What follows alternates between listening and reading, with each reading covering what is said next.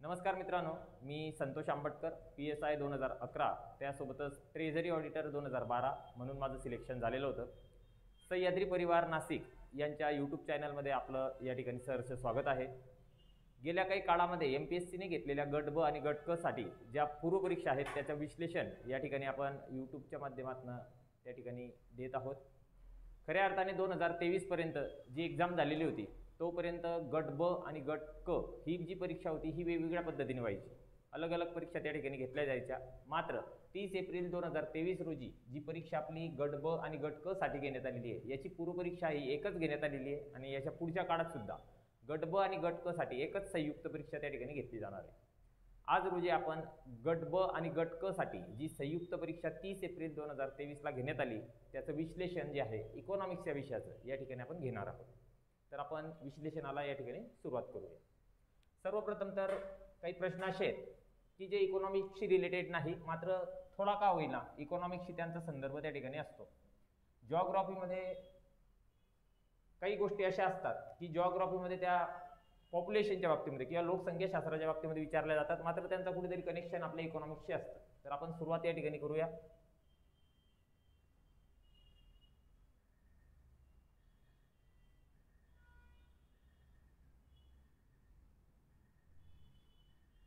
मित्रांनो, पहिला प्रश्न आपण घेणार आहोत ए सेटमध्ये, प्रश्न क्रमांक 11. बघा, 11 क्रमांकाचा जो प्रश्न आहे हा या ठिकाणी जिओग्राफी या विषयामध्ये विचारलेला आहे, मात्र कुठेतरी त्याचं कनेक्शन किंवा संबंध जो आहे तो आपल्या इकॉनॉमिक्स या विषयाशी आहे. प्रश्न अशा पद्धतीने विचारला गेलेला आहे, भारतात धवल क्रांतीला सुरुवात कोणत्या सालापासून झाली? खऱ्या अर्थाने याचं उत्तर जे होतं ते 1970 यायला पाहिजे होतं, परंतु या ठिकाणी जे उत्तर आहे आयोगाने दिलेलं ते आपलं जे उत्तर आहे ते 1971 हे उत्तर आपल्याला त्या ठिकाणी देण्यात आलेलं आहे. तर 1971 हे उत्तर आपल्याला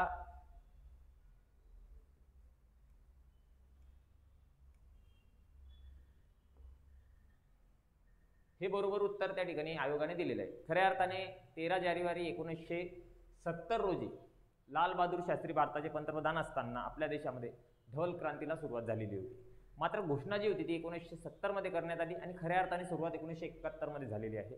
त्याच्यामुळे या प्रश्नाचं उत्तर जे आहे ते आयोगाने 1971 हे दिलेलं आहे. आपण सर्वांना माहीत असेल वर्गीस कुरियन हे जे व्यक्ती होते त्यांना आपण आपल्या देशातील धवल क्रांतीचे जनक असं म्हणतो. 2018चा डेटा जर आपण बघितला तर जवळपास 22.90% दुधाचं उत्पादन जागतिक लेवलला भारत हा देश करायचा. कुठेतरी भारतात या माध्यमातून या धवल क्रांतीच्या माध्यमातून दुधाचं उत्पादन फार मोठ्या प्रमाणात त्या ठिकाणी आपल्याला वाढलेलं दिसून येतं. त्यानंतर पुढील प्रश्न जो आपण या ठिकाणी बघणार आहोत तो म्हणजे प्रश्न क्रमांक 13. हा प्रश्न सुद्धा जिओग्राफी या विषयाचाच आहे, मात्र लोकसंख्येच्या बाबतीत त्या ठिकाणी तो प्रश्न असल्यामुळे आणि लोकसंख्या हा विषय किंवा हा सब्जेक्ट आपण इकॉनॉमिक्समध्ये सुद्धा शिकत असल्यामुळे आपण त्याचं विश्लेषण सुद्धा या ठिकाणी बघणार आहोत. बघा, आपल्याला योग्य जोड्या लावा असा प्रश्न तो आहे. जोड्या लावत असताना जर काही गोष्टी आपल्याला माहीत नसतील तर आपण कुठेतरी ट्रिक्स त्याचे लावू शकतो. बघा, आता आपल्याला माहित असेल की 2011 नुसार देशातील सर्वात जास्त लोकसंख्येची जी घनता होती ती बिहार या राज्यामध्ये होती. त्याच्यामुळे ऑब्व्हियसली ते सर्वात मोठा आकडा जो आहे तो 1106 हा देण्यात आलेला आहे. त्याच्यामुळे याचं जे उत्तर असेल ते आपल्याला चौथ्या क्रमांकाचं हेच उत्तर त्या ठिकाणी असेल हे आपल्याला लक्षात यायला पाहिजे. त्याच्यामुळे बिहार जे आहे ते 1106. त्याच्यानंतर जर आपण बघितलं तर हिमाचल प्रदेश हा एक प्रदेश या ठिकाणी देण्यात आलेला आहे. हिमाचल प्रदेश हा एक पर्वतमय प्रदेश आहे असं आपल्या सर्वांना माहिती आहे. त्याच्यामुळे पर्वतमय भागामध्ये लोकसंख्येची घनता जास्त असेल की कमी असेल याचं लॉजिक आपण लावू शकतो. त्याच्यामुळे या सर्व राज्यांमध्ये जर आपण बघितलं तर हिमाचल प्रदेश हा एकमेव असा प्रदेश आहे की जो पर्वतमय प्रदेश आहे, त्याच्यामुळे त्या ठिकाणी लोकसंख्येची घनता ही कमी असेल हे आपण लॉजिकल पद्धतीने त्या ठिकाणी बघू शकतो. त्यामुळे हिमाचल प्रदेश पहिल्या क्रमांकाचा ऑप्शन त्या ठिकाणी आपल्याला हिमाचल प्रदेशसाठी निवडायचा आहे. मग आपण त्या पद्धतीने जर गेलो तर हिमाचल प्रदेशसाठी म्हणजे बी साठी आपल्याला 1 क्रमांक, तर बी साठी आपल्याला 1 क्रमांक जो आहे 1 आणि 2 या ठिकाणी दिलेला आहे. त्याच्यामुळे 2 ऑप्शन आपण त्या ठिकाणी वगळून टाकायचे. आणि बिहार आपल्याला चौथा क्रमांकाचा ऑप्शन त्या ठिकाणी लक्षात येतोय की बिहार हे सर्वात जास्त घनतेचं राज्य 2011 साली होतं. त्याच्यामुळे आता दोघं ठिकाणी 4 आणि 4 दिलेलं आहे. त्याच्यामुळे आपण याच्यापैकी कुठलाही ऑप्शन त्या ठिकाणी बात करू शकत नाही. आपल्याला या दोघी ऑप्शनने पुढे परत जायचं आहे. त्यानंतर जर आपण बघितलं हरियाणा, आता हरियाणा हा जो प्रदेश आहे सुपीक जमिनीचा प्रदेश आहे आणि खूप चांगल्या पद्धतीने उत्पादन शेती बाबतीमध्ये त्या ठिकाणी होतं. सोबतच कुठेतरी दिल्लीच्या जो इंडस्ट्रियल एरिया आहे त्याला हरियाणाचा प्रदेश लागलेला आहे. म्हणूनच हरियाणामध्ये घनता जास्त असायला पाहिजे झारखंडच्या मानाने, हे आपल्या लक्षात यायला पाहिजे. कारण झारखंड हा जंगल असलेला प्रदेश आहे, त्यासोबतच त्या ठिकाणी फार काही डेव्हलपमेंट नाहीत, त्यामुळे लोक जे आहेत ते राहण्याचं प्रमाण त्या ठिकाणी कमी असणार आहे. म्हणूनच आपल्याला जर बघितलं आपण तर झारखंडच्या मानाने हरियाणाची घनता आपल्याला जास्त दिसायला पाहिजे. म्हणून हरियाणा हा 573 ऑप्शन आपल्या समोर येऊ शकतो. त्याच्यामुळे जर आपण बघितलं हरियाणा 573 तिसऱ्या क्रमांकाला, 2 ऑप्शन आपण आधीच बाद केलेले होते, त्याच्यामुळे 1 आणि 2 पैकी आपल्याला निवडायचं होतं. त्याच्यामध्ये दुसरा क्रमांकाचा ऑप्शन जे आहे ते याचं उत्तर असू शकतं आणि आयोगाने सुद्धा हेच उत्तर दिलेलं आहे. त्याची बरोबर जर माहिती आपण घेतली तर लोकसंख्येमध्ये आपल्याला हेच दिसून येईल की हिमाचल प्रदेश हे जे राज्य आहे याची घनता जी आहे 2011 नुसार ती 123 आहे. त्याच्यानंतर हरियाणा या राज्याची 573 इतकी घनता आपल्याला दिसून येते. त्याच्यानंतर झारखंड या राज्याची घनता जी आहे ती 414 आपल्याला दिसून येते आणि बिहार या राज्याची घनता जी आहे ती संपूर्ण भारतामध्ये सर्वात जास्त म्हणजे 1106 इतकी आपल्याला त्या ठिकाणी दिसून येते. आता हे 2 प्रश्न जे होते ते जिओग्राफी या सब्जेक्टचे होते, परंतु आपण इकॉनॉमिक्सशी त्याचा संबंध असल्यामुळे सुद्धा त्याचं विश्लेषण घेतलेलं आहे. आता पुढे येणारे प्रश्न संपूर्णतः इकॉनॉमिक्स या विषयाचे असणार आहेत.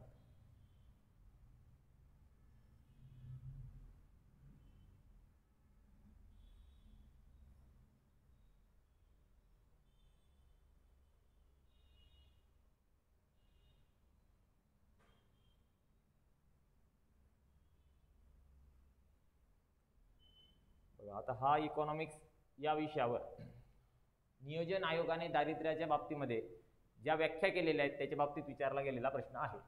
2011-12 साली नियोजन आयोगाने दारिद्र्य रेषा निश्चित करण्यासाठी कुठल्या पद्धतीचे निकष त्या ठिकाणी वापरले होते याच्यावर आपल्याला प्रश्न विचारण्यात आलेला आहे. मित्रांनो, या प्रश्नाचं जे उत्तर आहे ते दरडोई उत्पन्न प्रति महिना ग्रामीण भागासाठी 1816 आणि शहरी भागासाठी 1000 हे त्याचं उत्तर आहे.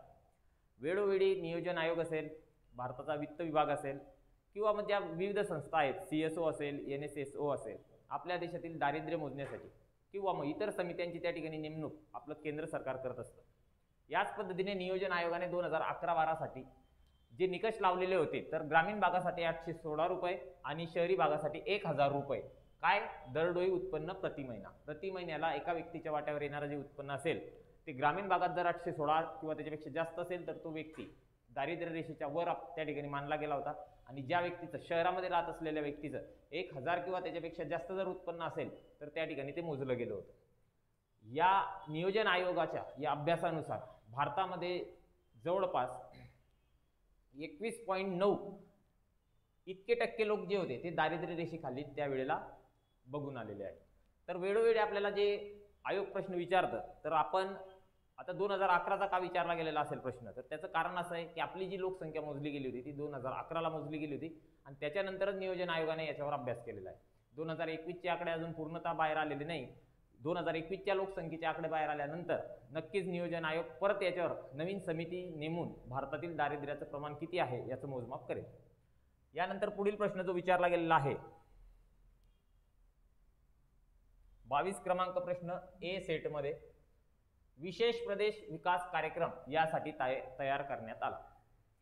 बघा, शब्दामध्ये काही शब्द प्रश्नामध्ये काही शब्द असे असतात की त्याच्यावर आपल्याला फोकस करावा लागतो आणि याच्यामध्ये काय आहे तर विशेष प्रदेश.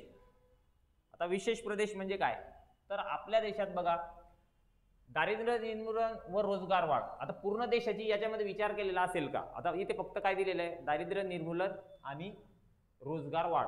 आता हे पूर्ण देशाच्या बाबतीमध्ये बोलला गेलेला कन्सेप्ट आहे. या ठिकाणी मात्र आपल्याला प्रश्न कशावर विचारलेला आहे विशेष प्रदेशावर, त्यामुळे हा ऑप्शन त्या ठिकाणी उत्तरामध्ये येणार नाही. आता डोंगराळ व आदिवासी भागाचा विकास, नक्कीच तो जर कार्यक्रम विशेष आहे विशेष प्रदेशासाठी आहे तर विशेष प्रदेशामध्ये डोंगराळ भाग आणि आदिवासी भागाचा विचार आपल्याला करावा लागतो, त्यामुळे उत्तरामध्ये हा ऑप्शन असायला पाहिजे. दुष्काळग्रस्त भागाचा विकास, नक्कीच दुष्काळग्रस्त जो भाग असतो तो पण विशेष प्रदेशच असतो, त्यामुळे त्याचा सुद्धा त्या ठिकाणी विकास आपल्याला करायचा होता. त्यासाठीच त्याची नेमणूक करण्यात आली होती, त्या कार्यक्रमाची सुरुवात करण्यात आली होती. आणि ग्रामीण भागात औद्योगिकीकरण करणे, असं कुठलीही कन्सेप्ट त्यामध्ये नव्हती. ग्रामीण भाग हा जरी विशेष भाग असला तरी देशाच्या, पूर्ण देशाच्या ग्रामीण भागाचा जर विचार केला तर जवळपास 50% आपली जनता आजही ग्रामीण भागामध्ये राहत असल्यामुळे याच्याशी कुठलाही संबंध येत नाही. म्हणून या प्रश्नाचं जे उत्तर होतं हे होतं ब आणि क. त्याच्यामुळे ऑप्शन क्रमांक 3 हे 22व्या प्रश्नाचं उत्तर त्या ठिकाणी आयोगाने आपल्याला दिलेलं आहे. या ठिकाणी प्रश्न बघत असताना आपल्याला जरी त्याच्या बाबतीत माहीत नसेल तर आपण ऑप्शनवरनं उत्तराकडे कसं जायचं, तर बघा प्रश्नामध्येच आपल्याला काय दिलेला आहे शब्द, विशेष प्रदेश. ज्यावेळेला विशेष प्रदेश आपल्याला असं दिलेलं असतं काहीतरी विशेषरित्या, तर त्यावेळेला काही छोट्या गोष्टी की ज्या आपल्याला डेव्हलप करणं गरजेचं आहे, त्या ठिकाणी आर्थिकरित्या समतोल साधला गेलेला नाही आहे, अशाच गोष्टींवर फोकस त्या ठिकाणी असतो. त्यामुळे इथे आर्थिकरित्या विकास 2 ठिकाणी आपल्याला या ठिकाणी साधला गेलेला नाही हे लक्षात येईल. पहिला म्हणजे डोंगराळ भाग आणि दुसरा म्हणजे दुष्काळग्रस्त प्रदेश. त्यामुळे याचं उत्तर ब आणि क हेच आहे आणि आयोगाने सुद्धा आपल्याला तेच उत्तर त्या ठिकाणी दिलेलं आहे. त्यानंतर राजकोषीय नीतीची कोणती साधने आहेत असा प्रश्न आपल्याला विचारण्यात आला. मित्रांनो, 2 प्रकारचे धोरणं आपल्या देशामध्ये विकासाच्यासाठी आणि आपल्या देशामध्ये आर्थिक वाढ करण्यासाठी, त्यासोबतच आपल्या देशातील चलनवाढ रोखण्यासाठी 2 प्रकारे गव्हर्नमेंट काम करत असतं. त्याच्यामध्ये एक वाटा असतो तो RBI आणि बँकिंग सेक्टरचा, ज्याला आपण मौद्रिक धोरण असं म्हणतो, आणि दुसरा प्रकार असतो तो म्हणजे राजकोषीय धोरण. तो शासनाने करायचा असतो. आणि शासन ते कशाच्या माध्यमातून करतं, तर शासन ते करतं आपल्या स्वतःच्या बजेटच्या माध्यमातून. कुठल्या सेक्टरमध्ये आपण जास्त पैसा टाकला म्हणजे त्या ठिकाणी असलेली मंदी निघून जाईल, कुठल्या सेक्टरमध्ये जास्त पैसा टाकला म्हणजे तिथे आज तेजी आहे आणि अजून तेजी वाढेल, आणि तेजी वाढल्यामुळे भाववाढ होईल, चलनवाढ होईल, याच्यावर गव्हर्नमेंटचा अभ्यास असतो. आणि त्याच नीतीला राजकोषीय साधने असं म्हटलं जातं. गव्हर्नमेंटचा अंदाजपत्रक आणि कुठल्या सेक्टरमध्ये गव्हर्नमेंटने किती खर्च करावा याच्या बाबतीत असलेले निर्णय म्हणजे राजकोषीय नीती. बघा, सार्वजनिक व्यय आणि सार्वजनिक कर्ज. आता नक्कीच सार्वजनिक व्यय आणि सार्वजनिक कर्ज हे त्याच्यामध्ये येतं, कारण ज्या वेळेला गव्हर्नमेंट बजेट मांडत असतं त्यावेळेला गव्हर्नमेंटने किती पैसा दुसऱ्या देशांकडनं घ्यायचा आहे आणि तो आपल्या अर्थव्यवस्थेत ओतायचा आहे हे गव्हर्नमेंट आपल्या अंदाजपत्रकातनं ठरवत असतं. त्याच्यामुळे हा ऑप्शन त्या ठिकाणी बरोबर येईल. लोकशाही आणि संघराज्यात्मक रचना. मित्रांनो, या संकल्पनेची आणि अर्थशास्त्राच्या बाबतीत असलेल्या या राजकोषीय धोरणाचा दूरपर्यंत कुठलाही संबंध नाही. ही जी संकल्पना आहे ते आपल्या देशाच्या पॉलिटी किंवा राज्यशास्त्र जो विषय आहे त्याच्याशी संबंधित असलेला हा ऑप्शन आहे. त्याच्यामुळे याचा या ठिकाणी संबंध येणार नाही. पुढे करारोपण आणि अंदाजपत्रक. नक्कीच मी तुम्हाला सांगितलं की राजकोषीय धोरणामध्ये टॅक्स किती लावायचे, कुठल्या क्षेत्रावर जास्त टॅक्स लावले म्हणजे तिथला पैसा काढून घेता येईल गव्हर्नमेंटला.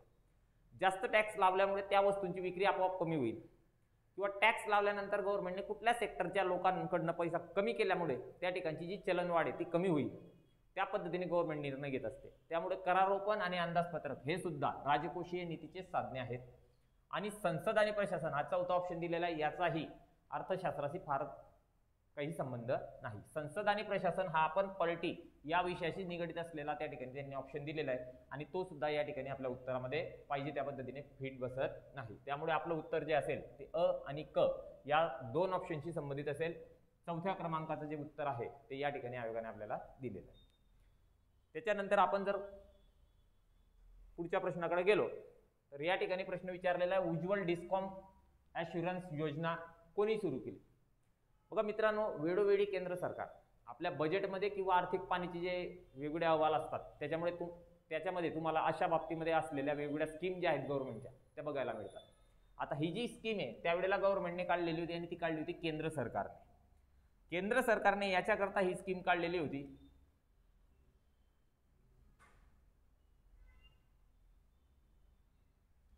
केंद्र सरकारने या बाबतीमध्ये स्कीम काढलेली होती. आणि केंद्र सरकारने ही स्कीम याच्याकरता काढलेली होती की आपल्या देशामध्ये ज्या कुठल्या कंपन्या वीज पुरवठा ग्राहकांना करत आहेत अशा कंपन्या लॉसमध्ये गेलेल्या होत्या. त्याचे बरेच कारण आहेत. आपण बघतो आपल्या देशामध्ये लोक विजेची चोरी करतात, वेळेवर लाईट बिल भरत नाही. गव्हर्नमेंटसुद्धा वेळोवेळी विजेचं जे असतं बिल ते शेतकऱ्यांना माफी देते, बरोबर. त्यामुळे जितका पैसा लागलेला आहे तितका पैसा वसूल करता आलेला नसल्यामुळे ज्या वीज पुरवठा करणाऱ्या ज्या कंपन्या होत्या त्या कंपन्या लॉसमध्ये जायला लागल्या होत्या, आणि त्या कंपन्यांना कुठेतरी हातभार लागावा म्हणून ही योजना जी आहे उज्ज्वल डिस्कॉम ॲश्युरन्स योजना हे आपल्या केंद्र सरकारने सुरू केली होती. प्रश्न अगदी सरळ सरळ विचारलेला आहे की योजना कोणी सुरू केली होती, त्याचं उत्तर येईल केंद्र सरकार. त्याच्यानंतर आपण 25व्या क्रमांकाचा जर प्रश्न बघितला तर 1991 भारतातील कर सुधारणा शिफारसीसाठी कोणती समिती नियुक्त करण्यात आली होती? मित्रांनो, 1991 हे भारताच्या अर्थशास्त्राच्या बाबतीत, आपल्या इकॉनॉमीच्या बाबतीमध्ये फार महत्त्वाचं वर्ष. ज्या वर्षी USSR जो समाजवादी असलेला देश होता त्याचे तुकडे झाले, जवळपास 15 वेगळे देश त्यांच्यात निघाले. त्याच्यानंतर 1991ला भारताची परिस्थिती अशी निर्माण झाली की आपल्याकडे आयात करण्यासाठी सुद्धा पैसा नव्हता आणि आपल्याला आपलं आर्थिक धोरण जे होतं ते बदलावं लागलं. आपण नेहमीच बघतो अर्थशास्त्रामध्ये की भारताचा प्रवास मिश्रकडनं कुठेतरी भांडवलशाहीकडे किंवा मुक्त अर्थव्यवस्थेकडे सुरू झाला. 24 जुलै 1991ला आपण LPG लिबरलायझेशन, प्रायव्हेटायझेशन आणि ग्लोबलायझेशन ची नीती त्या ठिकाणी स्वीकारली. त्याच वेळेला देशामध्ये वेगवेगळ्या सेक्टरमध्ये, म्हणजे अर्थशास्त्राच्या वेगवेगळ्या सेक्टरमध्ये सुधारणा करण्यासाठी वेगवेगळ्या समित्या आपल्या केंद्र सरकारने नेमलेल्या होत्या. या ठिकाणी आपल्याला प्रश्न विचारलेला आहे, कर सुधारणांसाठी कोणती समिती नियुक्त करण्यात आली होती? मित्रांनो, 1991 मध्ये आपल्या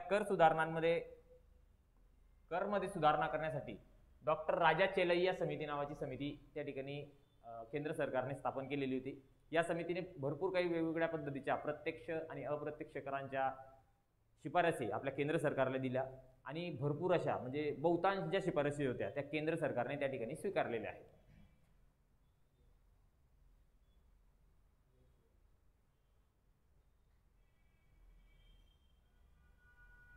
प्रश्न क्रमांक 26 बघा. आता याच्यामध्ये आपल्याला काय विचारलेलं आहे, 2011-12 मध्ये एकूण श्रमशक्तीच्या स्वयंरोजगार, नियमित रोजगार आणि प्रासंगिक रोजगाराचा काय हिस्सा होता? आता एकूण श्रमशक्तीमध्ये स्वयंरोजगार म्हणजे जे लोक कुठल्याही कंपनीमध्ये काम करत नाही आहे किंवा गव्हर्नमेंट सेक्टरमध्ये काम करत नाही आहे, ज्यांनी स्वतःचा उद्योग त्या ठिकाणी उभा केलेला आहे आणि स्वतःचे उद्योग म्हणून ते काम करत आहेत, त्या पद्धतीची त्यांची जी रोजगारी आहे, म्हणजे आपण रोजगार हा जो विषय त्यावेळेला शिकतो, बेरोजगारी आपल्या देशात मोठ्या प्रमाणात बऱ्याच वेळा दिसून येते. तर रोजगार जो आहे तो कोणत्या सेक्टरमध्ये मिळालेला आहे याच्यावर तो प्रश्न विचारण्यात आलेला आहे. तर पहिलं सेक्टर त्यांनी घेतलेले स्वयंरोजगार, दुसरं सेक्टर आहे नियमित रोजगार, म्हणजे जे परमनंट वर्कर आहेत, ज्यांना कायमस्वरूपीचं काम आहे, जे बेरोजगार नाही आहेत आणि त्यांचं काम जे आहे ते अशा पद्धतीचं आहे की रोज त्यांना कामावर जावं लागणार आहे आणि त्यांना फिक्स इन्कम जे आहे ते दर महिन्याला मिळणार आहे. आणि तिसरं प्रासंगिक रोजगार. आपण मोठ्या शहरांमध्ये बघतो, एखाद्या कॉर्नरवर काही लोक उभे असतात, सकाळी सकाळी त्यांना कोणीतरी बोलवायला येतं की आमच्याकडे असं असं काम आहे, ते लोक रोजगारीसाठी त्यांच्याकडे जातात. आणि जर त्यांना त्या दिवशी कोणी बोलवायला आलंच नाही, प्लंबर असा, फिटिंग करणारे लोक असोत, वेगवेगळ्या पद्धतीचे काम, मोलमजुरी करणारे लोक असतात, त्यांना जर कोणी बोलवायला आलं नाही की आमच्याकडे काम आहे तुम्ही चला, तर त्या बिचाऱ्यांना घरीच जावं लागतं त्याच पद्धतीने. म्हणजे त्यांच्याकडे रोजगार हा फिक्स नाही आहे, प्रसंगानुसार त्यांचा रोजगार आहे. उदाहरण जर आपण बघितलं, एखाद्या दिवाळीमध्ये आपण फटाके फोडतो, फटाक्याच्या कंपनीमध्ये काम करणाऱ्या लोकांना परमनंट असं काम नसतं, त्यांना 2-3 महिने दिवाळीच्या अगोदर काम असतं, दिवाळी झाल्यानंतर ते बेरोजगार होतात.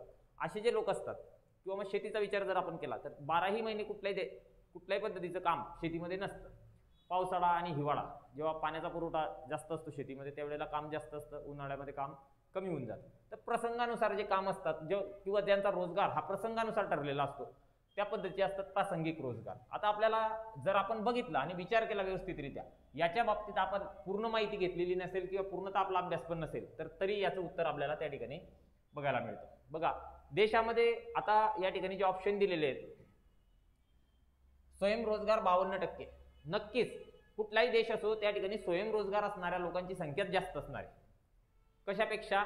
तर नियमित रोजगारापेक्षा. आता परमनंट वर्कर जे आहेत त्याच्यापेक्षा काम धंदे करणारे, स्वतःचं काम असणारे लोक नक्कीच देशामध्ये जास्त असतील, त्याच्यामुळे त्यांचा वाटा जास्त असणार आहे. तर असं आपल्याला फक्त एकाच ऑप्शनमध्ये दिसतंय, ते म्हणजे पहिल्या ऑप्शनमध्ये. त्याच्यानंतर त्या ठिकाणी दिलेले नियमित रोजगार. आता परत बघा, परमनंट वर्क असणारे जे लोक असतात, परमनंट ज्यांना रोजगार आहे असे लोक या प्रासंगिक रोजगारापेक्षा कमीच असतात. आपल्याही देशात जर बघितलं आपण, गव्हर्नमेंटमध्ये काम करणारे किंवा एखाद्या कंपनीत जो परमनंट आहे अशा लोकांची संख्या ही वेळोवेळी काम बदलत असणाऱ्या लोकांपेक्षा कुठेतरी कमीच असते. त्यामुळे नियमित रोजगार आपल्या देशामध्ये 18% त्यावेळेला 2011-12ला होता. आणि मिळेल तसं काम घेणारे, मोलमजुरी करणारे जे लोक होते 2011ला, ते होते 30%. त्याच्यामुळे याचं जे उत्तर आहे ते पहिल्या क्रमांकाचं उत्तर स्वयंरोजगारामध्ये 52%, नियमित रोजगारामध्ये 18% आणि प्रासंगिक रोजगारामध्ये 30% या पद्धतीचं आहे. आयोगाने सुद्धा आपल्याला तेच उत्तर दिलेलं आहे.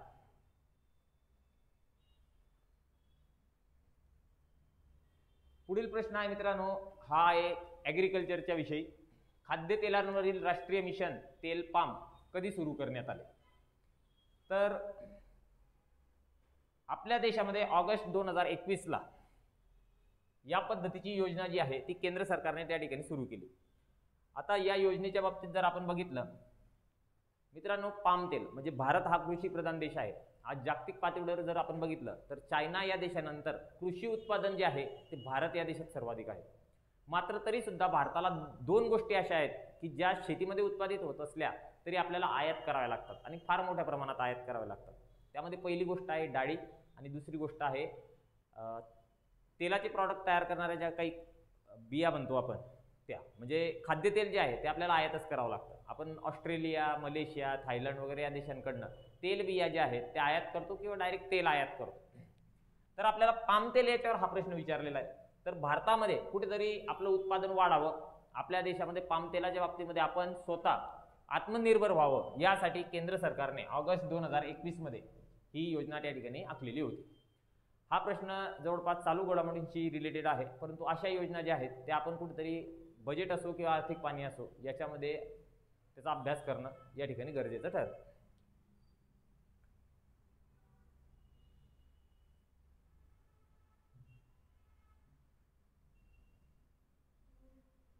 मित्रांनो, पुढील प्रश्न आहे पीक विविधीकरण या विषयावर. आता आपल्या देशामध्ये जर आपण बघितलं, हरित क्रांती 1965ला जन्माला आली, पण प्रामुख्याने ती जी यशस्वी झाली ती फक्त पंजाब, हरियाणा आणि उत्तर प्रदेशचा काही भाग पश्चिमेकडे या ठिकाणी पाणी पुरवठा जो आहे शेतीसाठी तो मुबलक प्रमाणात होता, जमीनही चांगल्या पद्धतीची होती. त्याच्यामुळे हरित क्रांती जी आहे ती यशस्वी याच ठिकाणी आपल्या देशात ठरलेली आहे. पण त्या ठिकाणी काय झालं तर त्या ठिकाणी काही पिकं जी आहेत, विशेष करून भात आणि गहू याच पिकांवर कॉन्सन्ट्रेशन तिथल्या शेतकऱ्यांनी करून टाकलं. म्हणजे उत्पादनामध्ये ते उत्पन्न फक्त दोनच गोष्टींचं फार जास्त प्रमाणात घ्यायला लागलं, एक म्हणजे भात आणि दुसरं म्हणजे गहू. आज आपला देश भात आणि गहू या दोन्ही पिकांच्या बाबतीत स्वयंपूर्ण झालेला आहे. मात्र आपल्या देशामध्ये काही दुसऱ्या गोष्टी आहेत की त्या आपल्याला अजून उत्पादित करायचे आहे, त्या आपण अजून उत्पादन त्यांचं वाढवायला पाहिजे. आणि कुठेतरी या जे शेतकरी आहेत या शेतकऱ्यांनी याचं उत्पादन वाढवायला पाहिजे. म्हणजे आपण जे म्हणतो तेलबिया, आता मागच्याच प्रश्नात आपण बघितलं की तेलाच्या बाबतीत आपण स्वयंपूर्ण नाही. मग आपल्याला तेलाचं उत्पादन जर वाढवायचं असेल तर आपल्याला खाद्यतेलांच्या बाबतीत ज्या बिया असतात त्याचं उत्पादन वाढवावं लागेल, तेलबियांचं. मग कुठेतरी हा जो प्रदेश आहे पंजाब, हरियाणा, उत्तर प्रदेशचा काही भाग, या ठिकाणी एकच पीक न लावता त्या शेतकऱ्यांनी वेगवेगळ्या पिकांवर त्यांचं कॉन्सन्ट्रेशन सुरू करायला पाहिजे, वेगवेगळ्या पिकांकडे ते जायला पाहिजे, वेगवेगळ्या पिकांचं उत्पादन त्यांनी घ्यायला पाहिजे. म्हणून भारताच्या राष्ट्रीय कृषी विकास योजना ही जी योजना होती या योजनेमध्ये 2013-14 पासून राष्ट्रीय कृषी विकास योजना जी आहे त्याच्यामध्ये पीक विविधीकरण कार्यक्रमाला या ठिकाणी केंद्र सरकारच्या माध्यमातून सुरुवात करण्यात आलेली आहे. पुढील प्रश्न जो आहे, आपल्या देशामध्ये जो पैसा असतो बँकिंग सेक्टर त्याचे वेगवेगळे 4 प्रकार करते, M1, M2, M3, M4. पहिले M1 आणि M2 ज्याला आपण नॅरो मनी म्हणतो की त्यांची देशामध्ये म्हणजे मागणी निर्माण करण्याची क्षमता ही कमी असते, आणि M3 आणि M4 हा म्हणजे M1 आणि M2 मागणी निर्माण करतात पण शॉर्ट टर्म मध्ये मागणी निर्माण करत असतात. M3 आणि M4 हा कुठेतरी मोठ्या प्रमाणात असलेला पैसा असतो, त्याचा वापर नंतरच्या काळात होणारा असतो, दीर्घकालीन वापर त्याचा असतो. या बाबतीमध्ये आपल्याला प्रश्न विचारलेला आहे.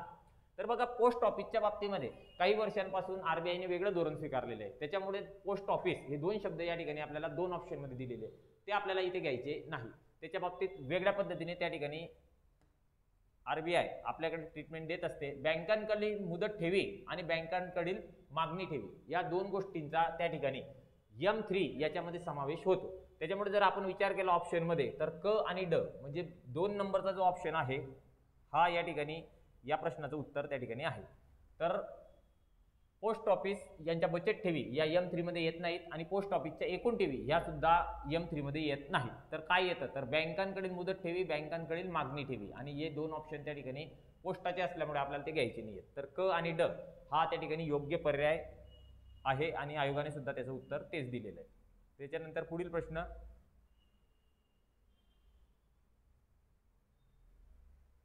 दोन 2023-24 अर्थसंकल्पात खालीलपैकी कोणते प्राधान्यक्रम आहेत?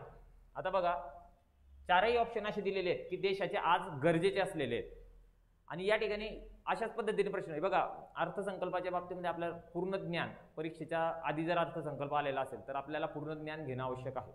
परंतु काही वेळेला काही प्रश्न असे असतात की ते प्रश्न एक सहजासहजी फक्त एक ओव्हरलुक आपल्याला विचारलेला असतो. आता या ठिकाणी आपण जर बघितलं तर आपल्याला विचारलेले प्राधान्यक्रम कोणता, बघा सर्वसमावेशक विकास.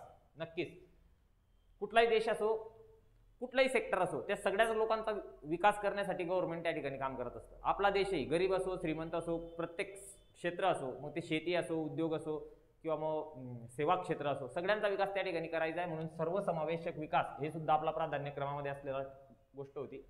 हरितवाढ, नक्कीच सगळ्याच बाबतीमध्ये आपल्याला हरितवाढ करायची आहे.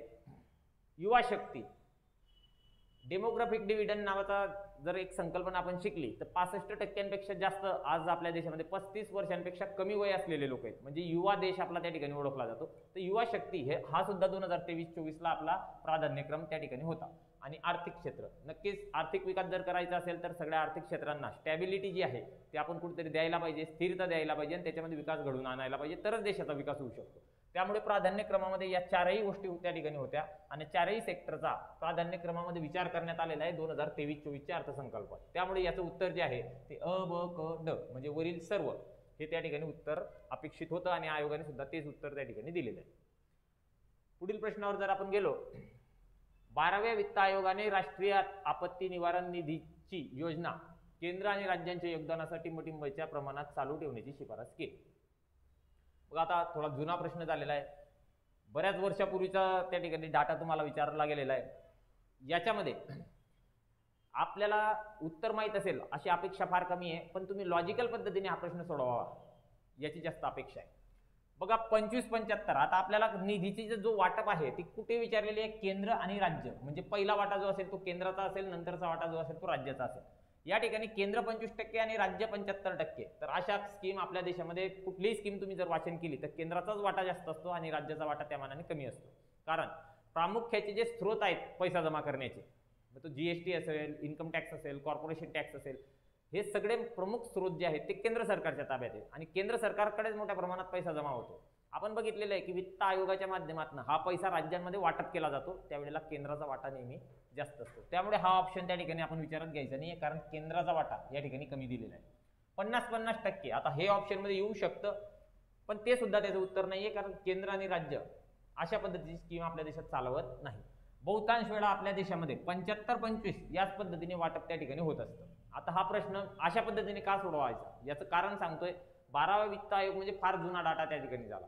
हे अपेक्षित नाही की तुम्ही इतक्या जुन्या डाटा वाचून परीक्षेला येणार असाल.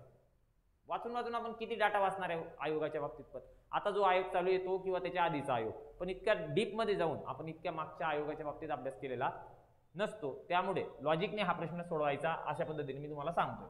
आता 90-10 असा वाटा का नसतो?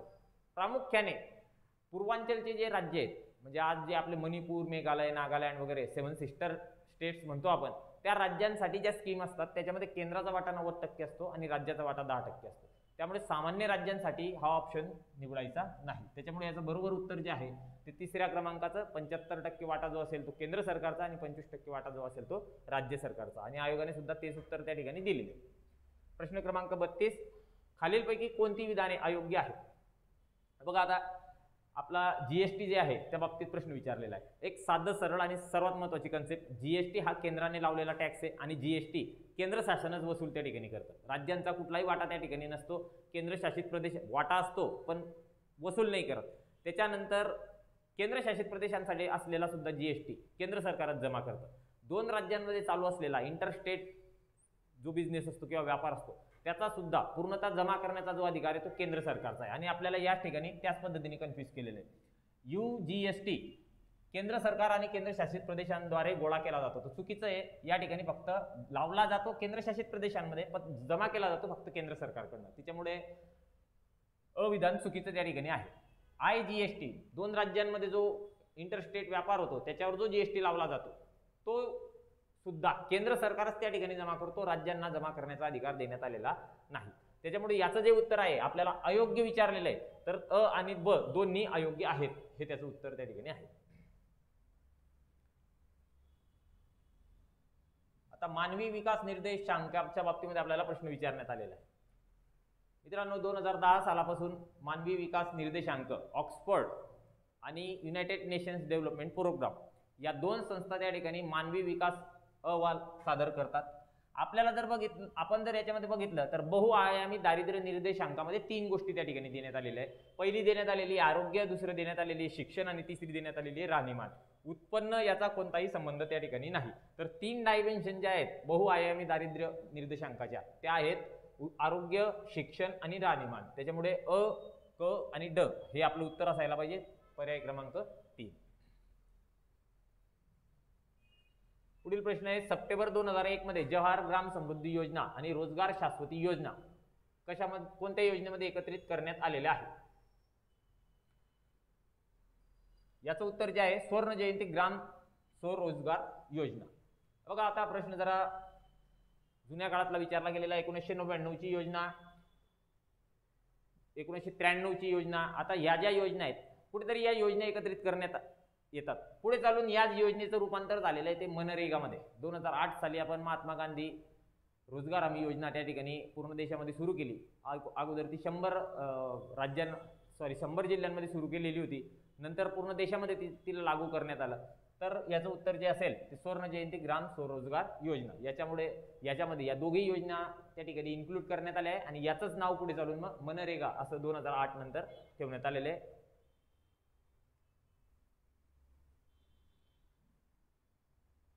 वित्तीय जबाबदारी आणि अंदाजपत्रक व्यवस्थापन कायदा 2003 असे नमूद करतो की केंद्र सरकारने टिंबटिंबपर्यंत महसुली तूट दूर करण्यासाठी योग्य उपाययोजना करणे आवश्यक आहे.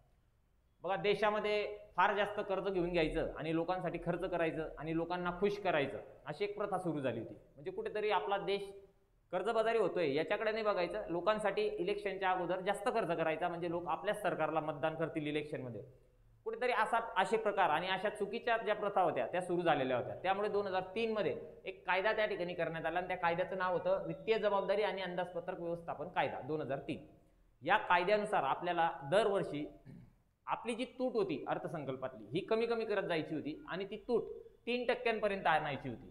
तर आपल्याला या ठिकाणी प्रश्न दिलेला आहे 2003चा हा कायदा होता. त्याने 5 वर्षानंतर म्हणजे 2008-9 मध्ये आपल्याला ही जी महसुली तूट होती ही कमी करण्यासाठी सांगितलेलं होतं. 5 वर्षाचा चान्स आपल्या सरकारला त्यांनी दिलेला होता. 5 वर्षामध्ये तुम्ही हळूहळू पद्धतीने महसुली तूट जी आहे ती कमी करायची आहे. 2008-9 पर्यंत महसुली तूट दूर करण्याचा त्या ठिकाणी आपल्याला एक टार्गेट देण्यात आलेलं होतं त्या कायद्यानुसार. तर त्याचं उत्तर आहे 2008-9. मित्रांनो शेवटचा प्रश्न जो आहे तो चालू घडामोडींच्या बाबतीत आहे, परंतु कुठेतरी आपल्या देशाच्या अर्थव्यवस्थेशी निगडीत असल्यामुळे आपण त्याला इथे अर्थशास्त्र या विषयाच्या एक्सप्लेनेशन मध्ये घेतलेला आहे. बघा भारतातील पहिल्या सोन्याच्या एटीएमचे उद्घाटन कोणत्या शहरात करण्यात आले? हा चालू घडामोडींचा प्रश्न आहे. एक बेगमपेट म्हणून एरिया आहे हैदराबादमध्ये, त्या ठिकाणी पहिलं सोन्याचं एटीएम हे भारतामध्ये सुरू करण्यात आलं. याच्या बाबतीमध्ये फार काही एक्सप्लेनेशन देण्याची आवश्यकता नाही. तर आपण इकॉनॉमिक्सच्या बाबतीत असलेले 2023 गट ब आणि गट क संयुक्त परीक्षेचे हे सर्व प्रश्न या ठिकाणी अभ्यासलेले आहोत. येणाऱ्या काळामध्ये आपण ज्या नंतर झालेल्या 2023 नंतरच्या परीक्षा आहेत 2022 वगैरे वगैरे या सर्वांचं एक्सप्लेनेशन या ठिकाणी इकॉनॉमिक्स आणि इतर घटक जे आहेत त्याच्या बाबतीत करणार आहोत. धन्यवाद.